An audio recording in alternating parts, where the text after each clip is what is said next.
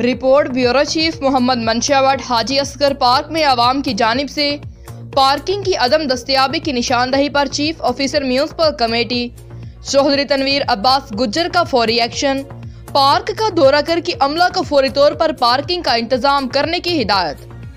तफसीलात के मुताबिक chief officer municipal committee Chaudhary Tanveer Abbas Gujjar की हिदायत पर हाजी असगर पार्क में पार्किंग के हवाला से काम शुरू कर दिया गया।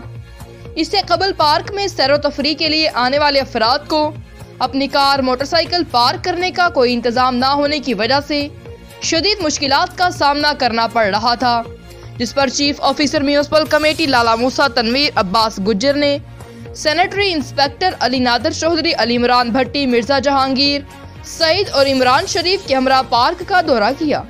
दौरान दौरा उन्होंने सैनिटरी इंस्पेक्टर अली नादर चौधरी और मिर्जा वाजिद को हिदायत देते हुए कहा, अपनी निगरानी में पार्किंग के काम को जल्द से जल्द पाया तकमील तक पहुंचाने के साथ साथ पार्क में सफाई सुथराई के निज़ाम को भी पहले से मजीद बेहतर बनाएं।